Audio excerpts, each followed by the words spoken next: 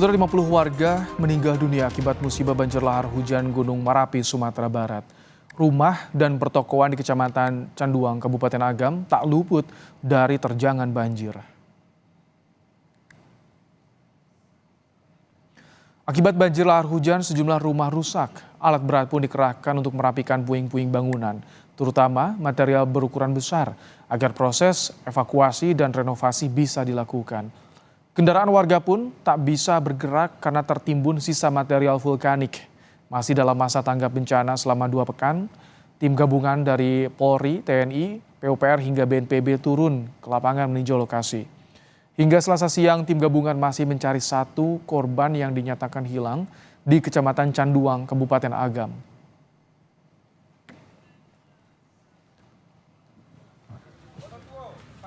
Dalam proses pencarian korban hilang dan meninggal dunia, ada penambahan personel TNI dari Yonif 131 sebanyak 100 orang. Juga Batalion Marinir Pertahanan Pangkalan 4 yang berjumlah 100 orang.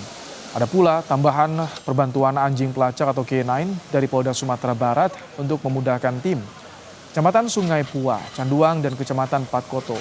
Selain proses pencarian terhadap korban yang hilang, tim juga fokus merehabilitasi sungai yang ada di Nagari Kubang Duo Simpang Bukik yang tertutup material batu besar dan kayu.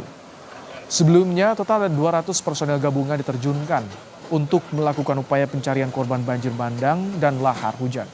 Personel juga dibantu oleh sejumlah komunitas dan warga setempat. Tim gabungan juga menerjunkan 3 alat berat berupa eskavator untuk memudahkan dan menyingkirkan material yang sulit dilakukan secara manual. Personel, alhamdulillah mulai dari hari ini ada beberapa yang sudah personel tambahan. Kita dari Pangdam kita diperbantukan dari Yonif 131 sebanyak 100 orang. Kemudian juga ada tambahan dari Lantamal, itu 1 kompi dari rekan-rekan Yon Marhanlan dari Marinir.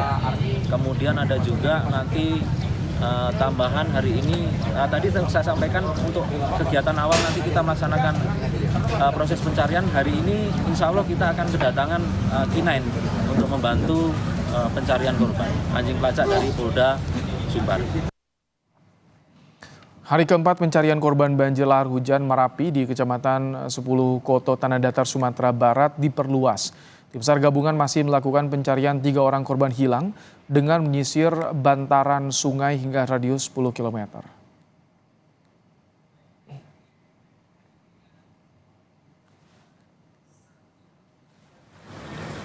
Sementara itu, Kepala BNPB Lejen Suharyanto mengaku sudah membuka opsi untuk relokasi warga yang terdampak banjir lahar hujan yang menimpa beberapa wilayah di Sumatera Barat. Opsi relokasi akan dilakukan jika warga yang terdampak bersedia untuk direlokasi. Kalau masyarakat itu mau relokasi, pemerintah pusat malah membuka kesempatan yang seluas-luasnya. Justru selama ini biasanya yang agak kendala ini masyarakat nggak mau dipindah gitu. Tapi kalau memang masyarakatnya itu sendiri mau relokasi, pemerintah daerah menyiapkan lahan. Nanti kami akan koordinasi dengan bupati ya, dengan gubernur. Nanti kalau lahannya sudah siap, clean and clear, pemerintah pusat akan membangunkan.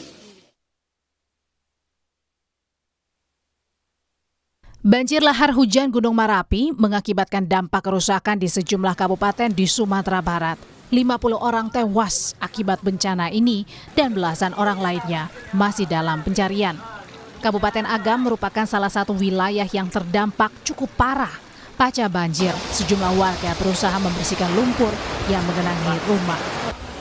Warga berharap pemerintah membantu warga untuk direlokasi ke tempat yang lebih aman karena takut banjir kembali datang. Buat sementara ini kami masih berunding sama keluarga, Bu. Masalahnya karena anak cucu keponakan saya masih trauma. Jadi berkemungkinan besar mungkin kami nggak membangun lagi di sini, pindah ke lokasi lain. Syukur-syukur pemerintah bisa bantu. Ada harapan jika memang pemerintah bisa memberikan akses untuk pindah lokasi, Bapak dan juga keluarga berkenan begitu? Kami siap. Kurangnya penataan ruang di wilayah aliran sungai dari Gunung Merapi diduga membuat bencana banjir lahar hujan menghancurkan permukiman warga dan menyebabkan korban jiwa.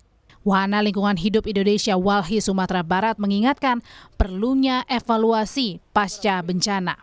Sehingga jika bencana kembali terjadi, mitigasi bencana bisa dilakukan sehingga tidak ada lagi korban jiwa.